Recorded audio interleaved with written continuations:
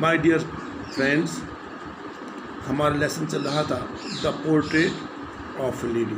अब उसी को आगे बढ़ा रहे हैं। When my parents comfortable settle in the city.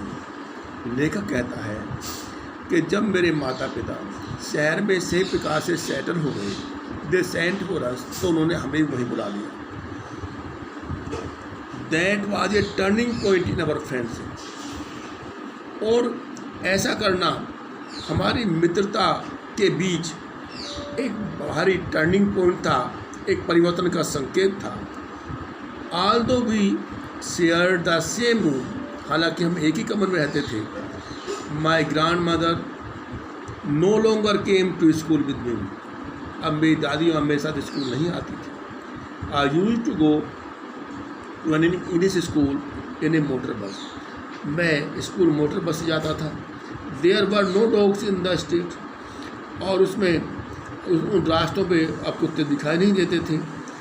She took to feeding sparrows in the courtyard of the city house. और जो शहर में हमारा घर था, उसके आंगन में वो चिड़ियों को भोजन करा।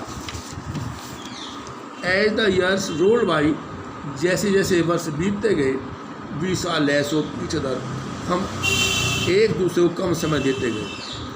फॉर सम टाइम, कुछ समय तक, she continue to wake me up, वो निरंतर मुझे जगाती रही। And get me ready for school, और मुझे स्कूल के तैयार करती रही। व्हेन आई केम बैक, जब मैं वापस आया, she would ask me what the teacher had told me. और जब मैं स्कूल से आता तो मुझसे पूछती कि आज तुमने क्या पढ़ा, क्या पढ़ाया गया।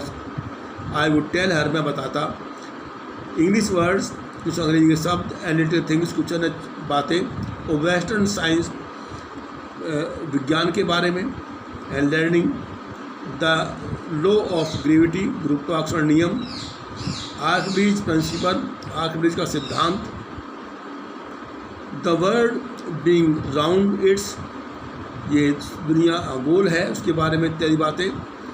दिस मेड हर अनहैप्पी, और इस बात से मेरी दादी माँ नाखुश रहती। She could not help me with my lessons. अब मेरे जो लेसन्स हैं, जो पाठ है, जो सिलेबस है, अब वो उसमें कोई मदद नहीं कर पाती थी। She did not believe in the things they told at the English school. वो उन चीज़ों में विश्वास नहीं करती थी जो they told at the English school, जो इंग्लिश से चीज़ें पढ़ाई जाती हैं। And was distress that there was no teaching about God and the scriptures.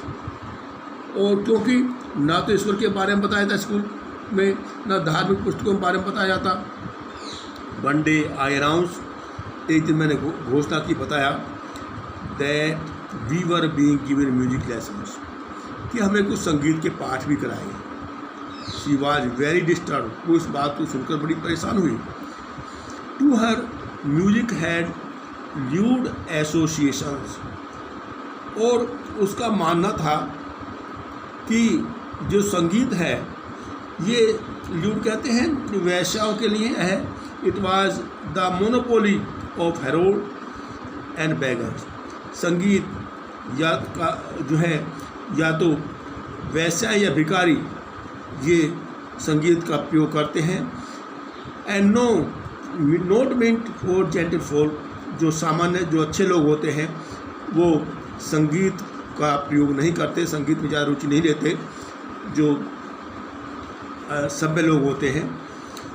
She said nothing, उसने कहा तो कुछ नहीं, मेरी दादी माँ ने इस बारे में कुछ ऑब्जेक्शन तो नहीं किया।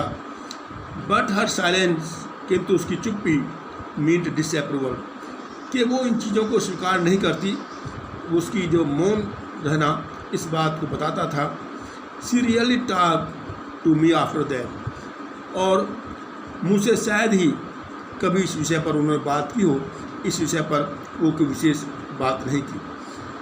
तो माय डियर स्टूडेंट्स, जो ये लेसन मैंने अब तक कराया है, इसके वर्ड मीनिंग याद करते रहिए, और जैसे लेसन पूरा होगा मैं आपको क्वेश्चंस भी भेजूंगा, और उनको याद करना है। अभी जुलाई में आपके मंथली एग्जामिनेशन है, इसको ध्यान में रखते हुए जो सारा सिलेबस है उसको आपको प्रिपेयर करना है।